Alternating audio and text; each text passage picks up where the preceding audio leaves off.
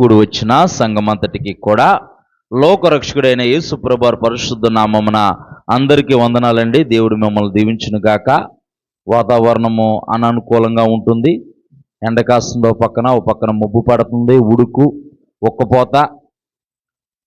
మనము సమయానికంటే ముందుగానే మనము ముగించుకుందాం. ఎందుకంటే వాతావరణం కూడా మరి బాగా విపరీతమైన వేడి ఒక్కపోతగా ఉంది కనుక ఈ యొక్క ఎండాకాలంలో తగు జాగ్రత్తలు మీరు తీసుకోండి. వాటర్ బాటిల్ దగ్గర పెట్టుకోండి. మంచినీళ్ళు అవుతున్నా అవ్వకపోయినా సరే కొంచెం వాటర్ కొద్దిగా నీళ్లు తాగుతూ ఉండండి. నీళ్లు తాగుతూ ఉంటుంటే డీహైడ్రేషన్కి బాడీ లోడ్ అవ్వకుండా ఉండిద్ది అనమాట. డీహైడ్రేషన్కి లోన్ అయితే కనుక అలసట, ఆయాసం, నీరసం వస్తూ ఉండిద్ది కనుక వాటర్ బాటిల్ దగ్గర పెట్టుకొని మంచినీళ్ళు అయినా అవ్వకపోయినా ఒక్కొక్క చుక్క అలాగా నోరు తడుపుకుంటా ఉండండి. అలాగే నిమ్మరసం, మజ్జిగ తాగండి. థమ్సప్, పెప్సీ, లిమ్కా, మజ్జాలు దయచేసి తాకండి. మజ్జిగ, నిమ్మరసం తాగుతూ ఉండండి. లేకపోతే కొంచెం గ్లూకోజ్ కలుపుకొని తాగండి. ఫ్రూట్ జ్యూసులు తాగండి. కానీ చల్లగా ఉంటాయని చెప్పేసి థమ్సప్, లిమ్కా, స్ప్రైట్లు ఇవన్నీ తాగితే కిడ్నీలు పాడైపోతాయి. దయచేసి కూల్ డ్రింక్స్ తాకండి. తప్పనిసరి పరిస్థితి, కడుపు నిండా బిర్యానీ తిన్నాను అరగట్లేదు అన్న టైంలో తాకండి థమ్సప్ ఒక గ్లాస్. కానీ మిగతా టైంలో థమ్సప్లు అలాంటివి తాకండి దయచేసి. ఎందుకంటే ఎండాకాలం ఆరాటం ఎక్కువైపోయింది. థమ్సప్, స్ప్రైట్లు తాగుదాం అనుకుంటారు. వాటి వల్ల మనకి అనారోగ్యం తప్పితే కానీ ఆరోగ్యం అయితే ఏమీ ఉండదు. దయచేసి గమనించండి. అలాగే ఈ ఎండాకాలం విపరీతమైన వేడి ఉండిద్ది కనుక మీరు ఫ్యాన్లు స్విచ్లు కట్టేయటం, అవసరమైతే ఫ్యాన్ వేసుకోవటం, అవసరం లేకపోతే లైట్లు, ఫ్యాన్లు, కరెంటు ఆదా చేయండి. గత వారంలో నేను చెప్పాను. దేవుని కృపను బట్టి దేవుడు మాట్లాడాడు. పెట్రోలు, గ్యాస్ దొరకటం కష్టమైపోయిద్దని అన్నాం. నిన్న పెట్రోల్ కొట్టించుకోవడానికి ఆల్రెడీ కొంచెం పెట్రోల్ ఉంది. ఈరోజు సరిపోయింది పెట్రోలు. అయినా సరే మా ఆత్మీయ స్నేహితులు దైవ సేవకులు స్టీఫెన్ పాస్టర్ గారు ఫోన్ చేసి, బ్రదరు పెట్రోల్ ఎక్కడా దొరకట్లేదు, పెట్రోల్ బంకులు మూసేస్తున్నారు, పెట్రోల్ కొట్టించుకోండి అని చెప్పి అంత ముందు రోజు చెప్పాడు. కొట్టించుకుందాం అన్నా, ఏం కాదులే దొరికిద్దిలే అని అన్నాను. మళ్ళీ నిన్న ఫోన్ చేసి, రేపు పొద్దున ఆదివారం నువ్వు అటు ఇటు సర్వీసులకు వెళ్తూ ఉంటావు, పెట్రోల్ ఉంటే మంచిది, పెట్రోల్ కొట్టించుకొచ్చుకో, ఇక్కడ పైడిపూర్లో ఉన్న బంకు, సోని విజయనగరంలో ఉన్న బంకు మూసేశారు, పెట్రోల్ దొరకట్లేదు, నేను ఎక్కడో హైవే దగ్గరికి వెళ్ళి కొట్టించుకొని వచ్చాను అని చెప్పాడు. సరే కదా అని చల్లబడిన తర్వాత సాయంత్రం 6 గంటలకి సరదాగా పిల్లల్ని తీసుకుని అలా బయలుదేరితే ఎక్కడ పెట్రోల్ లేదు. పెట్రోల్ ఎక్కడ లేదు. ఎక్కడుంది పెట్రోల్? ఎక్కడుందని అంటే డీమార్ట్ ఎదురుగా అక్కడ కూడా పెద్ద లైన్ అక్కడ ఒక గంట నుంచున్నాం. పిల్లల్ని పక్కన పెట్టి గంట లైన్లో నుంచుంటే ఆ లైన్లో తూపులాట. నాకంటే ముందు ఈడు వెళ్ళిపోతున్నాడు, ఈడు ఇందాకొచ్చాడు వెనకొచ్చాడని. అలాగే ఎట్లయితేనే ఒక 3 లీటర్లు పెట్రోల్ కొట్టించుకున్నాను. ఎందుకైనా మంచిది, వారం రోజులు నడిచిద్ది అని చెప్పేసి. అంటే ఎప్పుడు ఏం జరుగుతుందో ఎవరికి తెలియని పరిస్థితిలో ఉన్నాం. అలాగే ఎండాకాలంలో విపరీతమైన వేడి ఉండిద్ది కనుక గ్యాస్ కూడా కట్టేసాము. లేదో చూసుకుంటూ ఉండండి. తగు జాగ్రత్తలు మనం చూసుకోవాలి. మనం ఎక్కువసేపు ఎండలో ఉండొద్దు. కొంచెం గాలికి కూర్చుంటూ ఉండండి. కొద్దిగా అంతగా నీరసం అనిపిస్తే కొద్దిగా మొహం 2-3 సార్లు అలా కడుక్కుంటూ ఉండండి. మంచిగా వాటర్ తాగుతూ ఉంది. అన్నిటికంటే ముఖ్యం ఏంటంటే వాటరు, నిమ్మరసం, మజ్జిగ తాగండి. అవి కొంచెం డీహైడ్రేషన్ బాడీ లోన్ అవ్వకుండా మనకి దోహదపడతాయి కనుక దయచేసి ఈ హెచ్చరికలన్నీ గమనించండి. ఇవన్నీ చెప్పటము నా బాధ్యత. అలాగే నాన్ వెజ్ కూడా ఎక్కువగా తినొద్దు. నాన్ వెజ్ కూడా పెళ్ళిళ్ళు, ఫంక్షన్లకి, ఇప్పుడు పెళ్ళిళ్ళు, ఫంక్షన్లు అవన్నీ ఎక్కువగా ఉంటాయి కానీ నాన్ వెజ్ ఎక్కువగా తినొద్దు. చారన్నం తింటూ ఉండండి. నాన్ వెజ్ ఎక్కువగా తింటే అరగదు, మోషన్స్ అవుతూ ఉంటాయి. ఎండకి ఉడుక్కి మోషన్స్ అవుతూ ఉంటాయి. అన్నం అరగదు, బాడీలో హీట్ పెరిగిపోయింది. నాన్ వెజ్ అంతగా తినాలంటే ఒక ముక్క తినండి అంతే. తప్పట్లేదు, తినాలి, బలవంతం చేస్తున్నారంటే ఒక ముక్క తినండి. దొరికింది కదా నేనే తినొద్దు. ఎందుకనంటే మన ఆరోగ్యమే మహాభాగ్యం అన్నారు పెద్దలు. ఆరోగ్యం ఒకసారి పాడైపోయిందనంటే దాన్ని బాగు చేయటం ఎవరి తలలో కాదు, ఒక దేవుడి తరమే అయింది. దేవుడి కనికరం ఉంటే బాగుపడతాం. అందుకే ఆరోగ్యమే మహాభాగ్యం. మనము గడిచిన వారం మనము యేసు ప్రభువారు సిలువ మీద మరణించిన తర్వాత ఆయన సమాధిలో పెట్టబడిన ఆ 3 దినాలు ఏం జరుగుతుందన్న విషయాన్ని మనం ధ్యానం చేస్తున్నాం. చెప్పండి అందరూ. యేసు ప్రభువారు సిలువ మీద మరణించి చనిపోయి సమాధిలో పెట్టబడిన తర్వాత ఆ 3వ దినాన ఆయన తిరిగి లెగుస్తానన్నాడు. ఆదివారం ఉదయకాల సమయంలో ఆయన తిరిగి లేచాడు. ఈ 3 దినాలు ఏం జరిగింది అన్నది మనం ధ్యానం చేసాం. గత వారం దేని గురించి మనం ధ్యానం చేసామనంటే, ఆయన ఈ 3 దినాల్లో పాతాళంలోనికి వెళ్ళాడు. పాతాళం అంటే భూమి కింద ఉండే వేదనకరమైన స్థలంలోనికి ఆయనకి వెళ్ళి, అక్కడ మరణానికి పాతాళానికి అధిపతి అయిన అపవాదిని ఓడించి పాతాళము యొక్క తాళపు చెవులు ఆయన స్వాధీనపరుచుకున్నాడు అనమాట. మొట్టమొదటిగా అది మనం ఆ పాయింట్ మనము మాట్లాడుకున్నాము. ఈ రోజున మనము దేని గురించి మాట్లాడుకుంటున్నామో మనం చూద్దాం ఒకసారి. చరిత్ర ప్రస్తావంలో యేసు ప్రభువారి యొక్క మరణము చాలా అద్భుతమైనది. ఎందుకనంటే, ఈ లోకంలో ఎంతోమంది గనులుగా, గొప్పవారుగా, పేరు ప్రఖ్యాతులు పొందిన వారిగా, దేవుళ్ళుగా, బాబాలుగా, నేనే ఈ యుగానికి దేవుడని ప్రకటించుకొని చనిపోయిన వారు ఉన్నారు. కానీ యేసు ప్రభువారు అన్నారు, నేను సర్వలోక మానవాళి పాప పరిహార్థమై వధింపబడిన గొర్రెపిల్లగా ఈ లోకానికి వచ్చాను. నేను పాపాత్ముల చేతికి అప్పగింపబడిపోతున్నాను. వారు నన్ను సిలువేస్తారు. నేను చనిపోయి సమాధిలో పెట్టబడి తిరిగి లెగుస్తానన్నాడు. దేవుని నామానికి మహిమ కలుగును గాక. ఆయన చెప్పినట్టే 3వ దినాన తిరిగి లెగిచాడు. మన భారతదేశానికి మొట్టమొదట ఉపరాష్ట్రపతి అయిన సర్వేపల్లి రాధాకృష్ణ గారు అంటున్నారు, యేసు ప్రభువారి యొక్క సమాధిని ఆయన చూసినప్పుడు మరణము తర్వాత మరొక జీవితం ఉంది. మరణము మానవ జీవితానికి అంతము కాదు. ఈ దేహాన్ని ఆత్మ విడిచి వెళ్ళిపోయిన తర్వాత ఆత్మ ఒక లోకంలో జీవించిద్ది. అది భూమి మీద దెయ్యంగానో భూతంగానో జీవించిద్ది అంటారు. దెయ్యాలు భూతాలంటే అవి వేరు, అది వేరే సబ్జెక్టు. రానున్న కాలంలో వాటి గురించి కూడా మనం ధ్యానం చేద్దాం. అది వేరే సబ్జెక్టు. చింత చెట్టు మీద దెయ్యం కనపడింది, ఈడు మనోడు సుబ్బారావు, అప్పారావు, వెంకటరావు దెయ్యమైపోయి తిరుగుతున్నాడు, అది అబద్ధం. ఇక్కడ ఈ భూమి మీద కాల్చేవారు కాలుస్తారు, పూడ్చేవారు పూడుస్తారు. ఈ యొక్క ఆత్మ మానవ దేహాన్ని విడిచి వెళ్ళిపోయిన తర్వాత ఆత్మ తాను దయచేసిన దేవుని వద్దకు వెళుతుంది.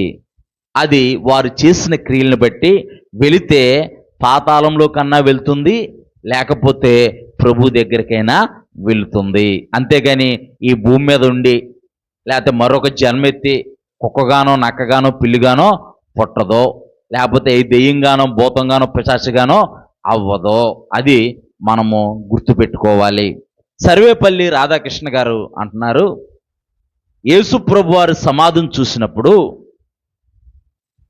మానవుని యొక్క మరణం తర్వాత మరొక జీవితం ఉంది. ఆ జీవితం ఎలా సాధ్యమని అంటే యేసు ప్రభువారి ద్వారానే ఆ జీవితం సాధ్యమని ఆయన జ్ఞాపకం చేస్తున్నాడు. దేవుని నామానికి మహిమ కలుగును గాక. ఎందుకనంటే యేసు ప్రభువారి సమాధి క్రైస్తవునికి నిరీక్షణతో కూడిన. దేవుని నామానికి మహిమ కలుగును గాక. మనం యేసు ప్రభువారి సమాధి చూసినప్పుడు క్రైస్తవునికి ఒక నిరీక్షణ కలుగుతుంది.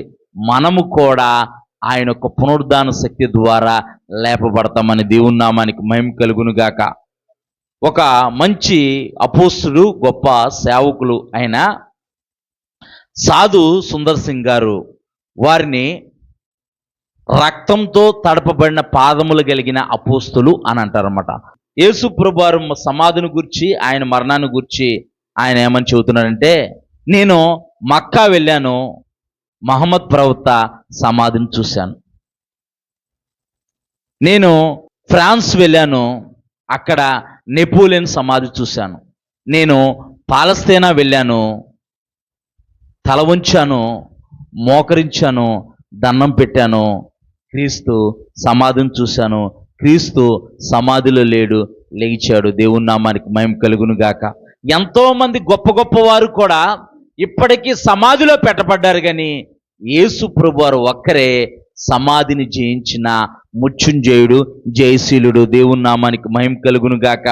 అందుకే ఎందుకు యేసు ప్రభువారు సమాధిని తిరిగి గెలిచి లేచారు అని అంటే, యేసు ప్రభువారు ఈ భూమి మీద 33.5 సంవత్సరాలు జీవించే కాలంలో యేసు ప్రభువారు అంటున్నారు, నాలో పాపం ఉందని మీలో ఎవరైనా అంటే మీరు నిరూపించగలరా నాలో పాపం ఉందంటే? ఎవ్వరు కూడా యేసు ప్రభువారిలో, యేసుక్రీస్తులో పాపం ఉందని ఎవరు కూడా నిరూపించలేదు. పరిశుద్ధ గ్రంథమైన బైబిల్ చెబుతుంది, పాపం వల్ల వచ్చు జీతము మరణము అనంటే పాపం చేసే ప్రతి వాడు కూడా మరణం అవ్వాల్సిందే.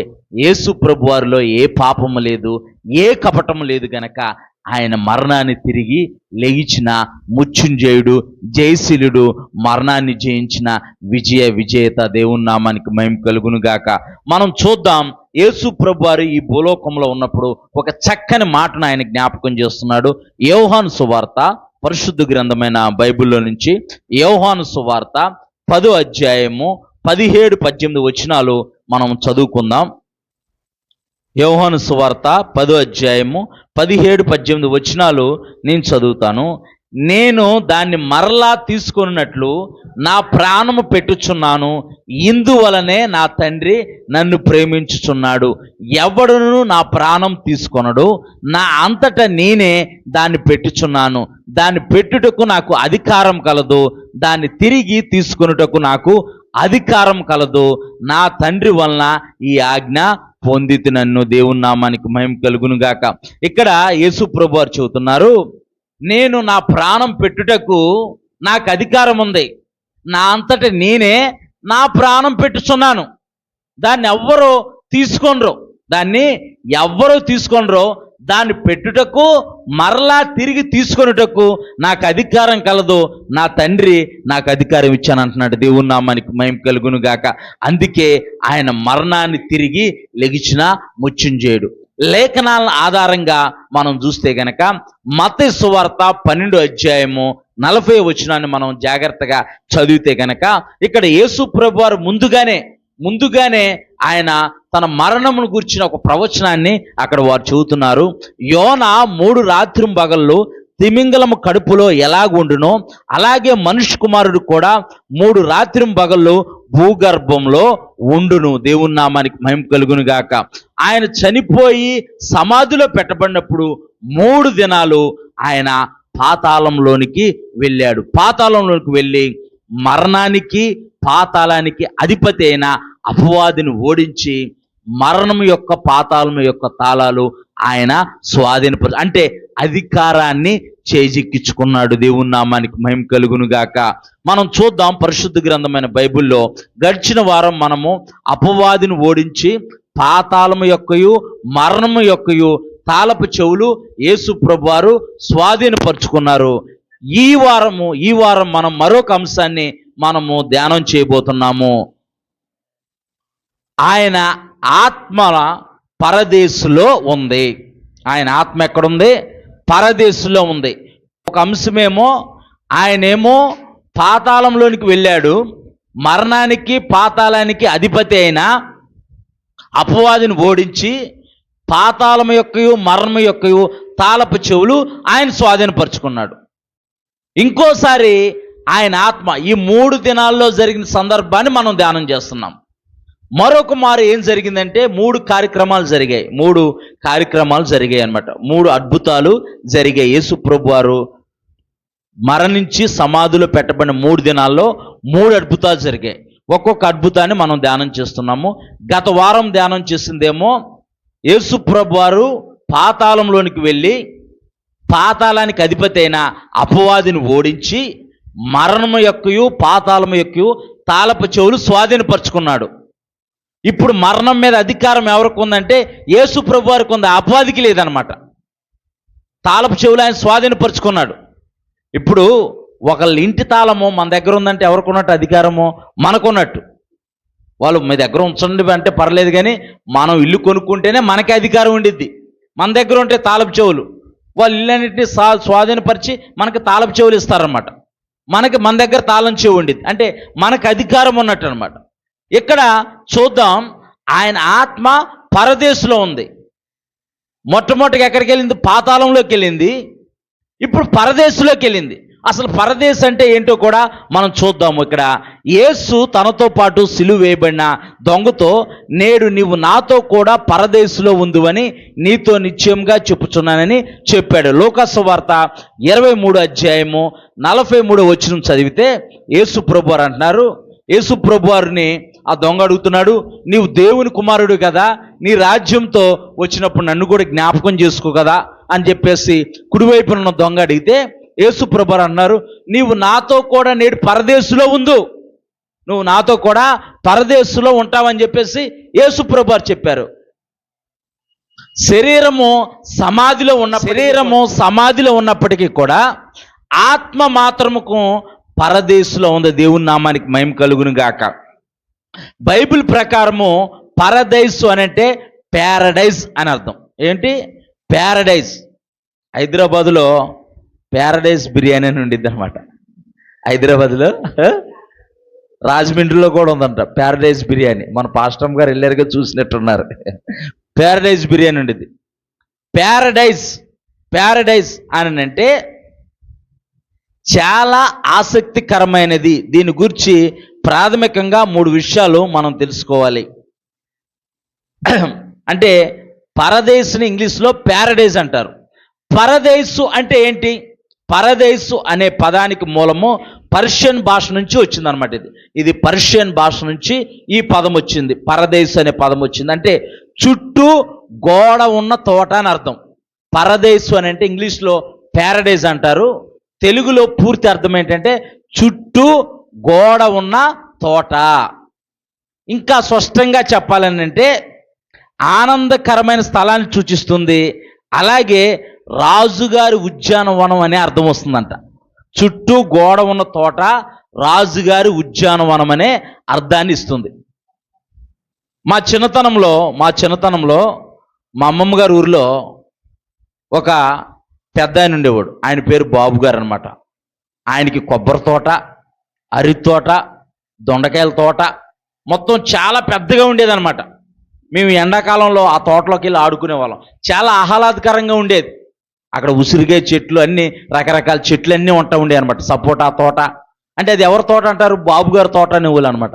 ఇది ఎవరిదనంటే బాబు గారి తోట. ఇక్కడ ప్యారడైజ్ అని అంటే, పరదేశు అని అంటే రాజుగారి తోట, అనగా చుట్టూ గోడ ఉన్న తోట అని అర్థము. ఈ పరదేశు ఎక్కడుంది? పరదేశులోకి దేవుని ఆత్మ స్వరూపిగా యేసు ప్రభువారు వెళ్ళారు. పరదేశ్ అంటే ఏంటో మనం తెలుసుకున్నాం. మరి పరదేశ్ ఎక్కడుంది? మన తణుకు పక్కన ఉందా? చూద్దాం ఒకసారి. ఎక్కడుంది పరదేశ్? ఎక్కడుంది చూద్దాం. పరిశుద్ధ గ్రంథమైన బైబిల్లో పరదేశు యొక్క స్థానం గురించి 2 సందర్భాలు బైబిల్లో కనపడుతున్నాయి. పరిశుద్ధ గ్రంథమైన బైబిల్లో 2 సందర్భాలు పరిశుద్ధ గ్రంథమైన బైబిల్లో కనపడుతున్నాయి.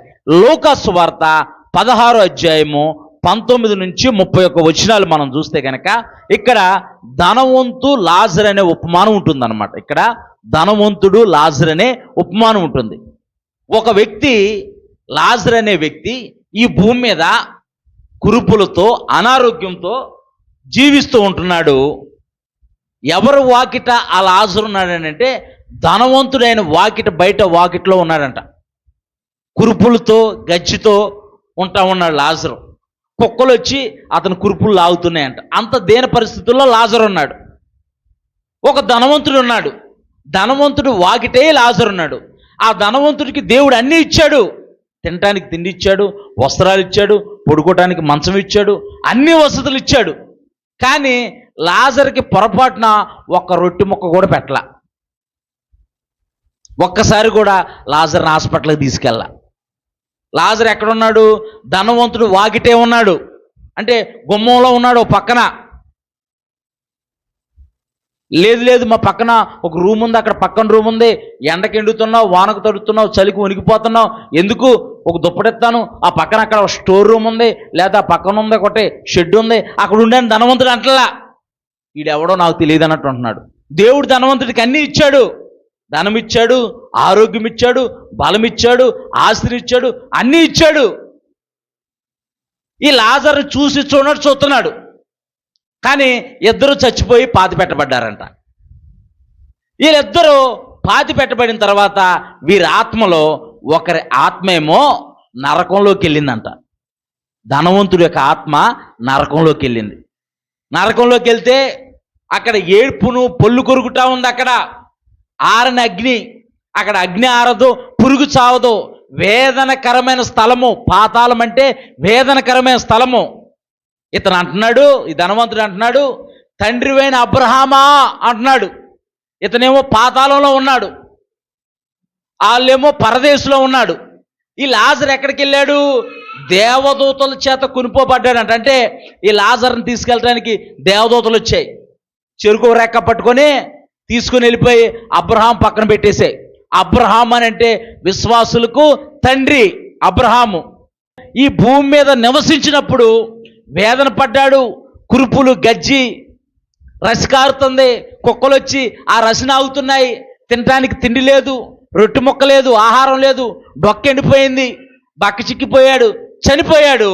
కానీ చనిపోయిన తర్వాత లాజరు అబ్రహాము రొమ్మునున్నాడంటే పరదేశంలో ఉన్నాడు. అక్కడ ఏడుపు లేదు, పొల్లు కొరుకుట లేదు, అక్కడ సమాధానం, నెమ్మది, ప్రశాంతత, ఆనందం ఉంది అక్కడ. అంటే పరదేశంలో ఏముండిద్ది? ప్రశాంతత, నెమ్మది, ఆనందం, సంతోషం ఉండిద్ది. ఇప్పుడు అబ్రహాము రొమ్మున లాజరు ఉన్నాడు. ఈ ధనవంతుడేమో పాతాళంలో ఉండి ఇక్కడ కాల్తా, ఒళ్ళంతా కాల్తా ఉంటుంటే, మరి ఇతని ఇష్టానుసారంగా ఇతను జీవించాడు కదా. తన పొరుగువాడిని ప్రేమించలా, తన పొరుగువాడికి సహాయం చేయలా, దీనికి కలిగి ఉన్న దాంట్లోనే అప్పు తెచ్చి సహాయం చేయమల్లా, కలిగి ఉన్న దాంట్లోనే ధనవంతుడి దగ్గర బోల్డంత ఆహారం ఉంది. మరి లాజర్కి ఓ పూట భోజనం పెట్టచ్చు కదా. ఎన్నో వస్త్రాలు ఉన్నాయి, బీరువా నిండా వస్త్రాలు ఉన్నాయి, ఒక వస్త్రం కూడా కప్పుకోమని అవలా. ఎంతోమంది పనివారు ఉన్నారు, ఎంతోమంది వైద్యులు తెలుసు, మరి వైద్యం చేపించచ్చు కదా, వైద్యం చేపించలేదు. ఆ పుల్లికి కట్లు కట్టించచ్చు కదా, కట్టించలేదు. వాళ్ళ ఇంట్లో ఉన్న ఓ పక్కన మూలలో ఉన్న షెడ్లో అతను పెట్టచ్చు కదా, పెట్టలేదు. ఈ లాజర్ ఎవడో నాకు తెలియదు అన్నట్టు ఉన్నాడనమాట. ఈడెవడో నాకు తెలియదు అన్నట్టు ఉన్నాడు. ఒక రొట్టె ముక్క కూడా పెట్టలేదు. ఈ లాజరు ఏమో అబ్రహామును రొమ్మున అనుకున్నాడు. ఈ ధనవంతుడు ఏమో దేవుడిచ్చిన దాన్ని అనుభవించి ఎవడికి పెట్టకుండా ఇష్టానుసారంగా జీవించడం వల్ల ఇతడేమో పాతాళంలో ఉండి కాల్తా అంటున్నాడు, తండ్రివైన అబ్రహామా, లాజరు వేలు కొన నీటిలో ముంచి కొద్దిగా ఒక చుక్క నా నేలకు మీద ఇవ్వ, మండిపోతున్నా, నేను కాలిపోతున్నా. అంటే పరదేశం ఎక్కడుంది? పాతాళానికి దగ్గరగా ఉంది. వీరికి వారికి మధ్య ఒక అగాధం ఉంది.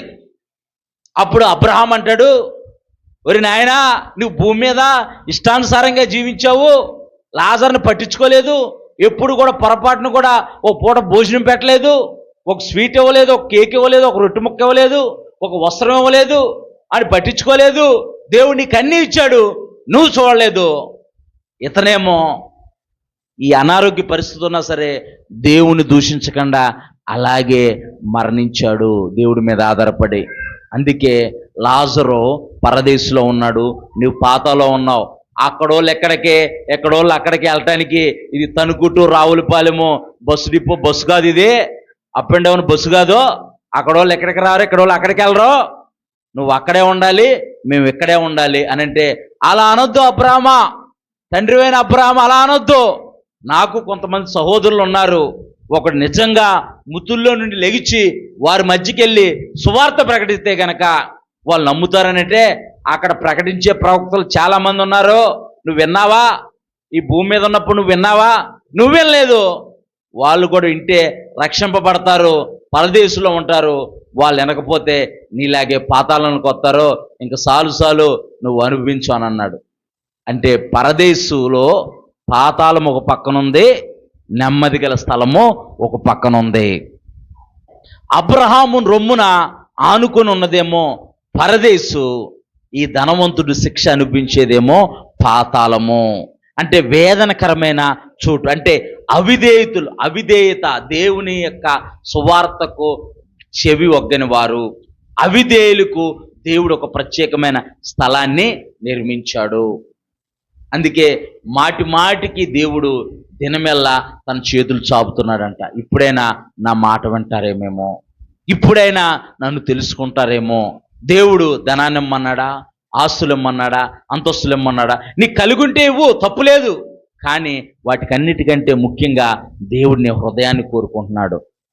నీ ప్రవర్తన బాగోవాలని కోరుకుంటున్నాడు. నీ స్థితి బాగోవాలని కోరుకుంటున్నాడు. పాపం నుంచి నువ్వు వేరయ్యి పరిశుద్ధుడిగా జీవించాలని కోరుకుంటున్నాడు. ఒక వ్యక్తి, నేను నిజంగా అడుగుతాను చెప్పండి, ఒక వ్యక్తి త్రాగుడు మానేసి, వ్యభిచారం మానేసి, తిరుగుళ్ళు మానేసి, అబద్ధాలు అక్రమం చేయటం మానేసి తన కుటుంబంతో సుఖ సంతోషాలతో ఉంటే ఆ కుటుంబం బాగుండిద్దా, బాగోదా? మరి క్రైస్తత్వం చేస్తుంది ఏంటి? తాగుడు మానేయమని చెబుతుంది, వ్యభిచారం మానేయమని చెబుతుంది, తిరుగుళ్ళు మానేయమని చెబుతుంది, చెడు అలవాట్లు దురలవాట్లు మానేయమని చెబుతుంది. నీ బ్రతుకు మార్చుకోనాయనా. మతం కాదు మారేది.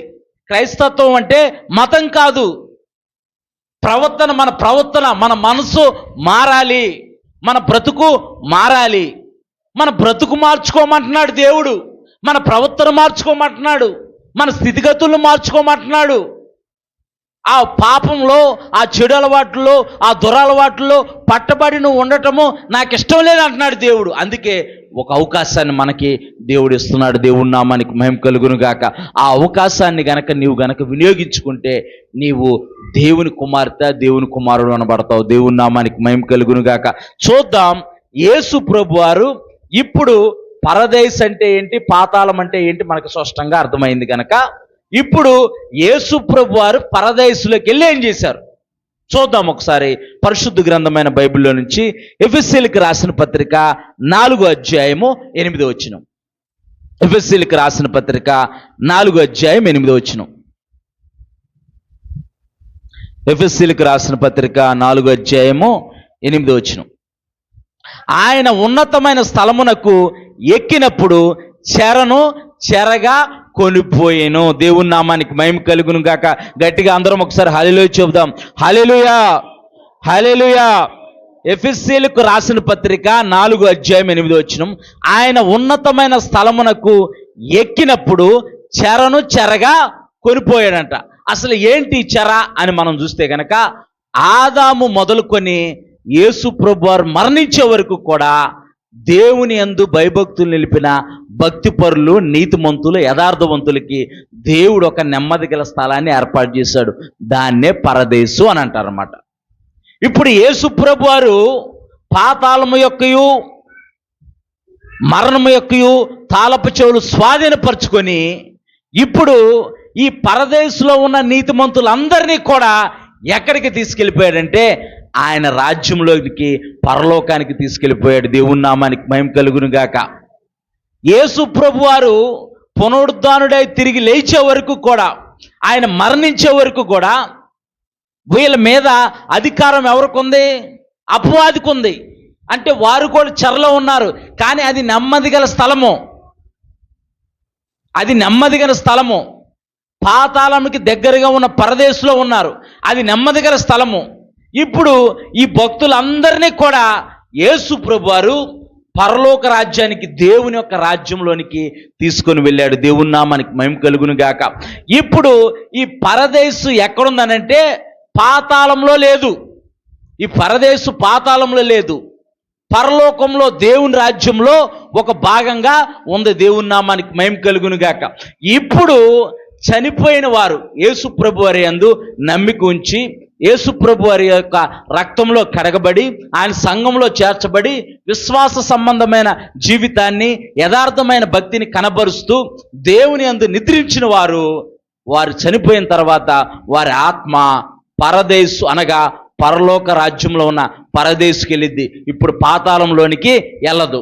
పాతాళంలోనికి ఎవరు వెళ్తారంటే దేవుని మాటలకు అవిధేయత చూపించేవారు, దేవుడిచ్చిన జీవితాన్ని ఇష్టానుసారంగా వృధా చేసేవారు, చెడు అలవాట్లకి, దురలవాట్లకి బానిసలైపోయి నా జీవితం నా ఇష్టం, నా బ్రతుకు నా ఇష్టమని వారి జీవితాన్ని పాడు చేసుకొని దేవుని సువార్తకు లోబడిన వారు, అవిధేయులు పాతాళంలోనికి వెళ్తారు. దేవుని నామానికి మహిమ కలుగును గాక. అందుకే పరిశుద్ధుడైన పౌలు ఈ యొక్క పరదేశు గురించి వివరణాత్మకంగా చెబుతున్నాడు. మనం చూస్తే కనుక మనకి మొదటి ఆకాశం ఉండిద్ది. మొదటి ఆకాశం అని అంటే కనుక అందరు నా వైపు చూడాలి. మొదటి ఆకాశం అని అంటే ఇప్పుడు మనం చూస్తున్న ఆకాశం మనకి నీలం రంగులో కనపడుతుంది కదా, ఆ ఆకాశము మేఘాలు మొదటి ఆకాశం. రెండో ఆకాశం అంటే అంతరిక్షంలో నక్షత్రాలు గ్రహాలు ఉంటాయి.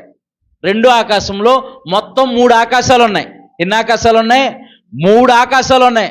మనకు కనపడేది ఆకాశం అనకండి, మనకు కనపడే ఆకాశం కాదు. బైబిల్ పండితులు చరిత్రకారులు చెబుతున్నారు, అపోస్తులైన పౌలు కూడా చెప్పాడు, 3 ఆకాశాలు ఉన్నాయి. ఎన్ని ఆకాశాలు ఉన్నాయి? 3 ఆకాశాలు ఉన్నాయి. ఇప్పుడు మీకు ఎలా అర్థమయ్యేలా చెప్పాలని అంటే, మనం భూమి లోపల నీటి కోసం బోరేస్తున్నాం అనుకోండి, నీళ్ళు వెంటనే పడిపోతాయా? పడవు. ఫస్ట్ మొట్టమొదటిగా మట్టి పొర ఉండిద్ది. మట్టి పొర దాటిన తర్వాత ఇసుక పొర ఉండిద్ది. ఇసుక పొర దాటిన తర్వాత రాతి పొర తగిలిద్ది అనమాట. రాతి పొరను కూడా చేజిచ్చిన తర్వాత అప్పుడు నీటి చెమ్మ, నీటి ఓట తగిలిద్ది. దేవుని నామానికి మహిమ కలుగును గాక. అలాగే ఇక్కడ మనకి 3 ఆకాశాలు ఉన్నాయి. మొట్టమొదటి ఆకాశమేమో మనం చూస్తున్న మేఘాలు, ఇవన్నీ మొట్టమొదటి ఆకాశం. ఈ యొక్క ఏరోప్లేన్స్, ఈ యొక్క హెలికాప్టర్లు, ఈ ర్యాకెట్లన్నీ కూడా ఈ ఆకాశం పరిధిలోనే తిరుగుతాయి. అది దాటి పైకి ఎగరవు. అది దాటి పైకి ఎగిరామనుకో ఆక్సిజన్ ఉండదు. గురుత్వాకర్షణ శక్తి ఉండదు అనమాట. గురుత్వాకర్షణ శక్తి ఉండదు. గురుత్వాకర్షణ శక్తి అంటే నీవు ఈ యొక్క భూమి మీద ఎలా నడవగలుగుతున్నావంటే భూమికి గురుత్వాకర్షణ శక్తి ఉందన్నమాట. అందుకే పరిశుద్ధ గ్రంథమైన బైబిల్ చెబుతుంది, భూమిని దేవుడు నిరాకారంగా చేయలేదంట, నివాస స్థలంగా చేశాడంట. దేవుని నామానికి మహిమ కలుగును గాక. ఇప్పటికీ కూడా ప్రపంచ దేశాల్లో ది గ్రేట్ శాస్త్రవేత్తలు, నాసా శాస్త్రవేత్తలు ఇప్పటికీ కూడా అనేక గ్రహాల మీద జీవం ఉందేమో అని పరిశోధన చేస్తుంటే ఏ గ్రహం మీద కూడా జీవం లేదు. ఎందుకంటే దేవుడు జీవాన్ని భూగ్రహం మీద మాత్రమే పెట్టాడు. దేవుని నామానికి మహిమ కలుగును గాక.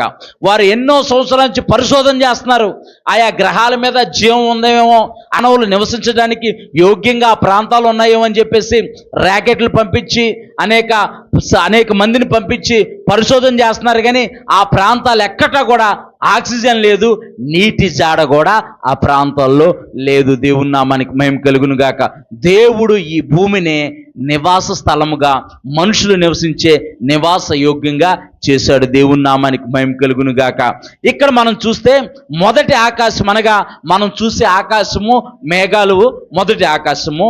రెండో ఆకాశం అనగా అంతరిక్షం అంటే నక్షత్రాలు గ్రహాలు, ఇవి రెండో ఆకాశము. మూడో ఆకాశం అంటే దేవుని నివాస స్థలము. ఇక్కడే ప్రస్తుతంగా పరదేశం ఉంది. మొట్టమొదటి పరదేశమేమో పాతాళానికి దగ్గరగా ఉంది, కానీ పాతాళంలో కాదు, పాతాళానికి పరదేశికి మధ్యలో అగాధం ఉంది. ఇప్పుడు ఈ పరదేశిని దేవుని నివాస స్థలం దగ్గరికి తీసుకెళ్లారు. యేసు ప్రభువు వారు గట్టిగా చప్పట్లు కొడుతూ దేవుని నామాన్ని మహిమపరుద్దాం. దేవుని నామానికి మహిమ కలుగును గాక.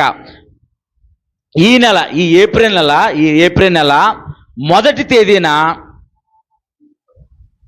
ఆర్టెమిస్ 2 అనని నాసా శాస్త్రవేత్తలు ఒక ర్యాకెట్ని, ఒక మిషను, వాళ్ళు ఒక మిషను ప్రారంభించారన్నమాట. ఆర్టెమిస్, దాని పేరేం పేరంటే ఆర్టెమిస్ అనే ఒక మిషన్ని వారు ప్రారంభించారు. ఈ ఏప్రిల్ నెల మొదటి తేదీన నలుగురు వ్యక్తులు ఒక ర్యాకెట్లో ఎక్కి భూమి నుంచి అది ఎక్కడి నుంచి పంపించారంటే ఫ్లోరిడాలోని కెనడీ అనే స్పేస్ సెంటర్ నుంచి పంపించారన్నమాట. ఫ్లోరిడా అనే ప్రాంతంలోంచి అక్కడ ఒక ర్యాకెట్ ఉండే స్పేస్ సెంటర్ ఉంది, అక్కడ కెనడీ అనే స్పేస్ సెంటర్. అక్కడి నుంచి ఈ ప్రయోగం చేశారు. నలుగురు వ్యక్తులు ఆ ర్యాకెట్లో పెట్టారన్నమాట. వారికి ఆక్సిజన్ పెట్టారు, వారికి అన్ని వసతులు కల్పించారు. అక్కడ కల్పించి వీరు ఈ భూమి మీద నుంచి చంద్రుడికి అతి దగ్గరికి వెళ్ళారన్నమాట.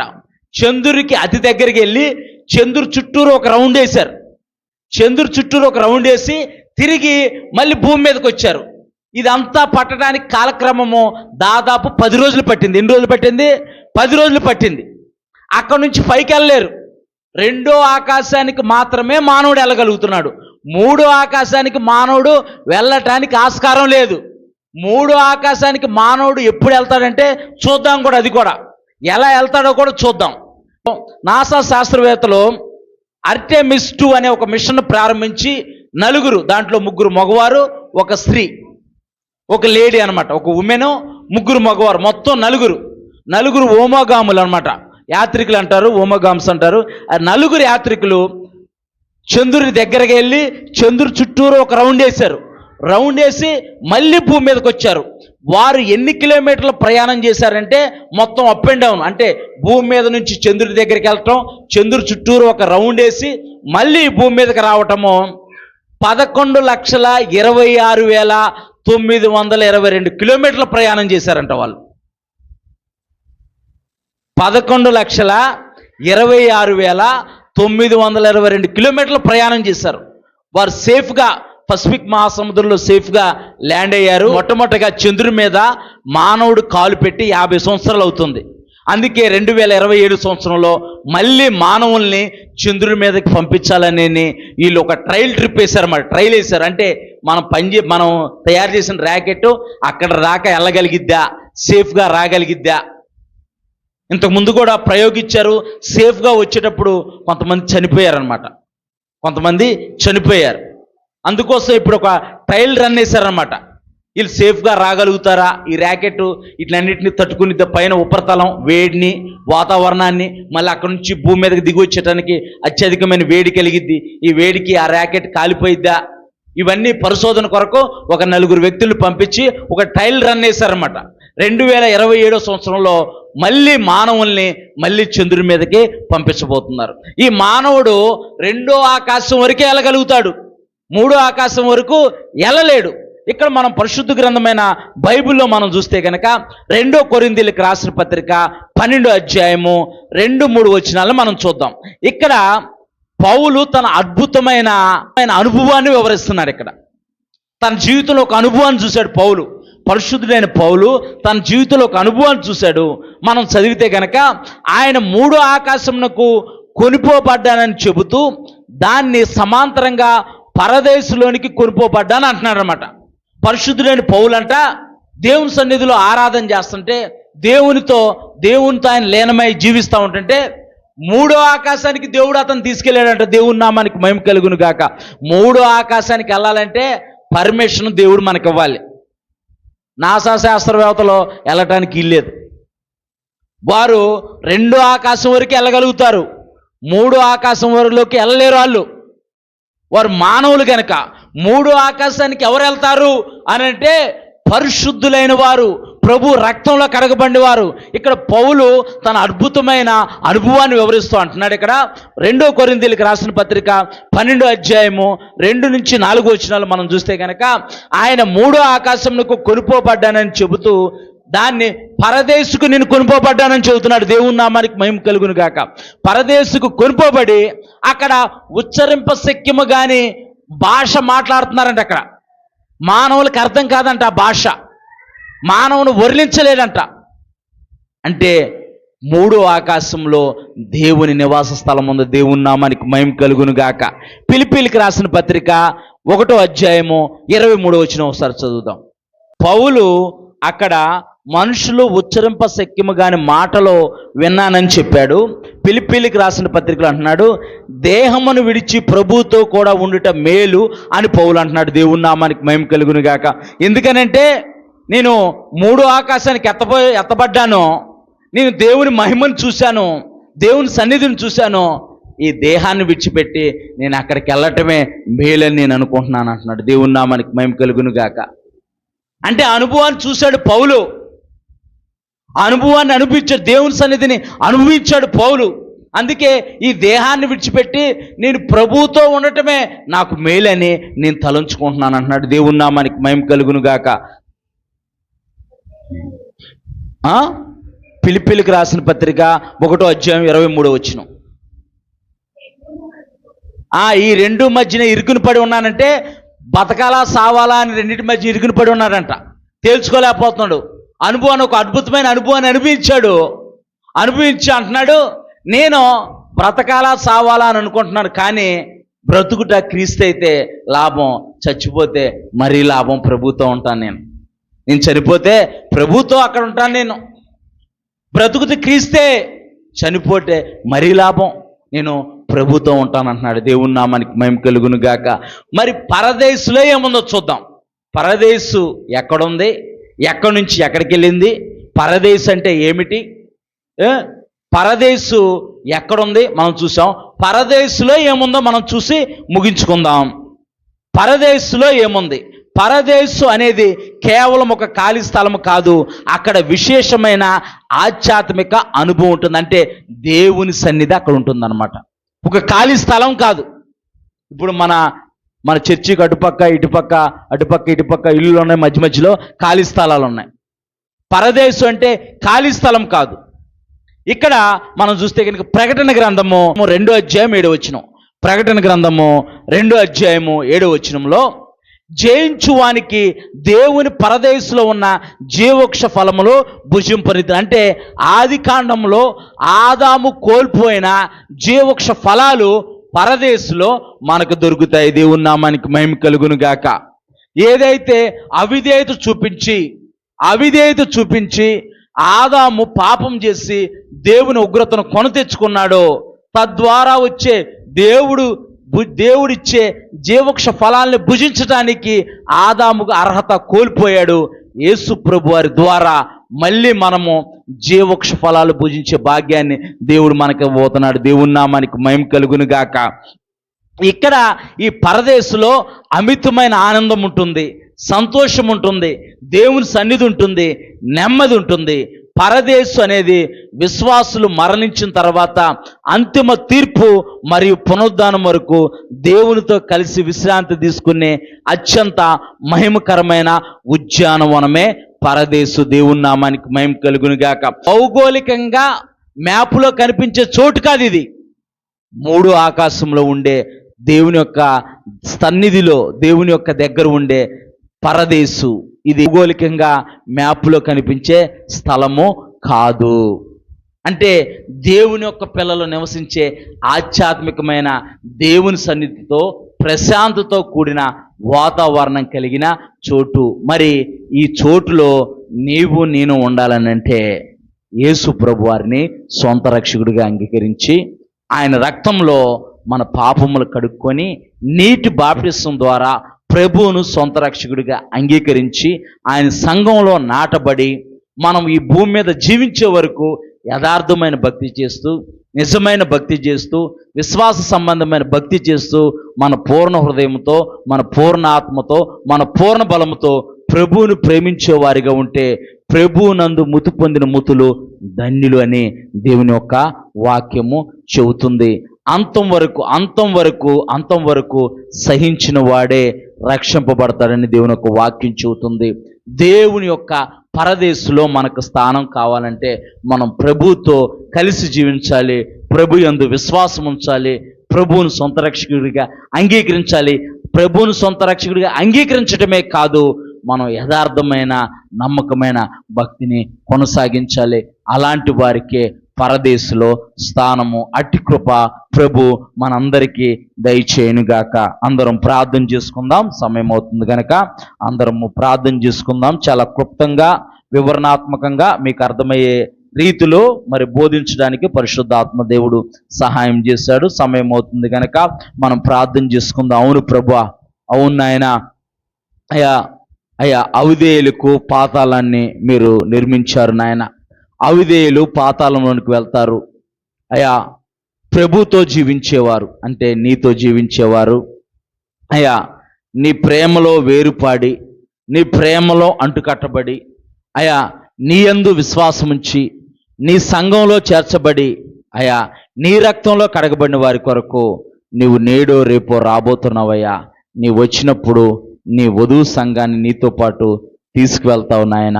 ఆ మధ్య ఆకాశంలో అయ్యా గొర్రెపిల్ల వివాహ మహోత్సవంలో అయ్యా మమ్మల్ని ఉంచుతానని వాగ్దానం ఇచ్చావు ప్రభా.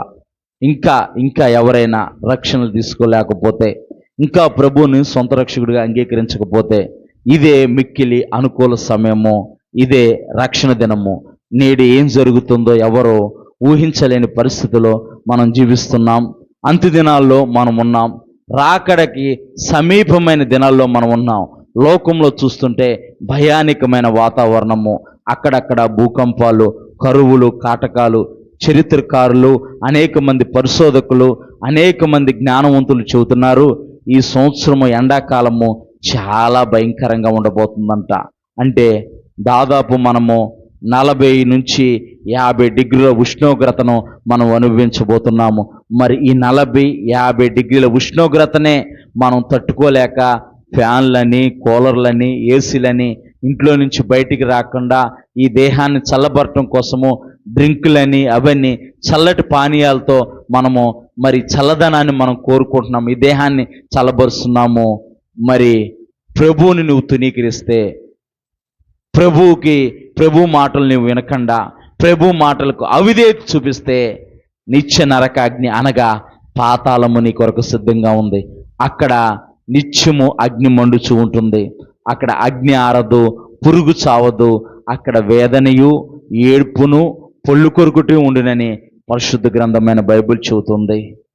నా ప్రియమైన దేవుని సంగమా, నా ప్రియమైన దేవుని జనాంగమా, నా ప్రియమైన సహోదరి సహోదరుడా, ఇంకా యేసు ప్రభు వారిని సొంత రక్షకుడిగా నీవు అంగీకరించలేకపోతున్నావా?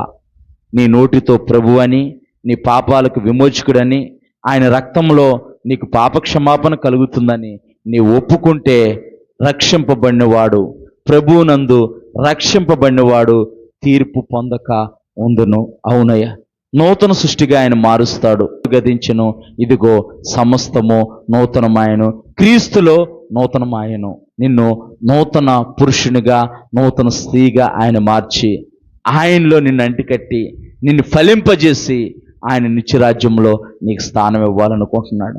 అవును నాయన, కనికరం గల దేవా, జీవాధిపతి, రక్షణ లేని ఈ ప్రాంతానికి రక్షణ దయచేయండి. అనేకులు రక్షణ తునీకరిస్తున్నారు ప్రభా. వారు రక్షింపబడి నీ రాజ్యంలో పరదేశంలో ఉండే భాగ్యాన్ని వారికి దయచేసి కృప చూపించమని యేసయ్య. సర్వశక్తిమంతుడా, జీవాధిపతి, కనికర పూర్ణుడా, కరుణావాత్సల్యత గల తండ్రి, ఈ ఉదయకాల సమయంలో పునరుద్ధాన ఆరాధనలో ప్రభా అయ్యా పాల్గొన్న ప్రతి కుటుంబాన్ని మీరు పేరు పేరున జ్ఞాపకం చేసుకోండి. ప్రతి కుటుంబాన్ని మీరు దీవించండి. ప్రతి కుటుంబం పైన ప్రభా నీ దీవెన ఆశీర్వాదాన్ని కుమ్మరించండి ప్రభా. వాతావరణ మార్పుల ద్వారా ఎటువంటి బలహీనత దరిచేరకండి ప్రభా. కుటుంబాలన్నిటిపైన నీ రక్తకోటలు ఉంచండి ప్రభా. నీ రక్తాన్ని పోక్షించండి ప్రభా. నీ రక్తకోటలో వారిని భద్రపరచండి. పగలు మేఘస్తంభమై, రాత్రి అగ్నిస్తంభమై అయ్యా ఇజ్రాయెల్ మధ్య నడిచిన దేవా, మీరు తండ్రి ప్రభా ఈ కాలనీలో ఉండండి ప్రభా. ఈ కాలనీలో ఉన్న ప్రతి కుటుంబాన్ని మీరు జ్ఞాపకం చేసుకోండి. ప్రతి కుటుంబాన్ని మీరు దీవించండి, ఆస్వాదించండి. ఆయా కుటుంబాల్లో ఉన్న సమస్యల నుంచి, శోధనల నుంచి, ఇరుకుల నుంచి, ఇబ్బందుల నుంచి కుటుంబాలను మీరు విడిపించండి. మరి ముఖ్యంగా రక్షణ ఆనందం దయచేయండి ప్రభా. ఆయా నీ పరిచర్యను అభివృద్ధి పరచండి ప్రభా. మే 9వ తారీఖు జరగబోయే తండ్రి ప్రభా యూత్ మీటింగ్ను కూడా మీరు జ్ఞాపకం చేసుకోండి. యవనస్తుల అభిషేక ఆరాధన ప్రభా నీ అభిషేకంతో నింపి, నీ ఆత్మతో నింపి నడిపించండి. కావాల్సిన వనరులు మీరు సమకూర్చండి ప్రభా. కుడి వచ్చిన ఆయా ప్రతి కుటుంబాన్ని మీరు జ్ఞాపకం చేసుకోండి. ఆయా కుటుంబాల్లో ఉన్న సమస్యల నుంచి, ఇబ్బందుల నుంచి, ఇరుకుల నుంచి, శోధన నుంచి కుటుంబాలను మీరు విడిపించండి ప్రభా. కుటుంబాల్లో నెమ్మది, శాంతి, సమాధానము, సంతోషం ఉండులాగని ప్రభా మీ ఆశీర్వాదము, మీ దీవెన కుటుంబాలను ఉంచి ప్రభా. కుటుంబాల్లో నీ అద్భుత కార్యాలు, నీ ఆశ్చర్యకార్యాలు జరిగించమని ప్రభా. కుడి వచ్చిన ప్రతి ఒక్కరిని మీరు దీవించి ఆస్వాదించి నీ కృపలో వదిలింప చేయమని యేసయ్య పరిశుద్ధ నామమున ప్రార్థించి అడిగి వేడుకుంటున్నాం పరమ తండ్రి, ఆమెన్. ఆశీర్వాదం తీసుకుందాం. ఇప్పుడు సర్వలోక సృష్టికర్త అయిన దేవుని ప్రేమ, ఆయన ప్రియకుమారుడు లోకరక్షకుడైన యేసుక్రీస్తు వారి కృప, పరిశుద్ధాత్మ నిత్య సహవాసము, సన్నిధి కూడి ఉన్న మనకును, లోకంలో ఉన్న పరిశుద్ధులందరికను ఆయన రాకడ పర్యంతరము తోడై ఉండి నడిపించును గాక. Amen, amen, amen, amen. కూడి వచ్చిన సంఘం అంతటికి కూడా లోకరక్షకుడైన యేసు ప్రభువు పరిశుద్ధ నామమున అందరికీ వందనాలండి. దేవుడు మిమ్మల్ని అందరినీ దీవించి ఆస్వాదించును గాక. ఆమెన్.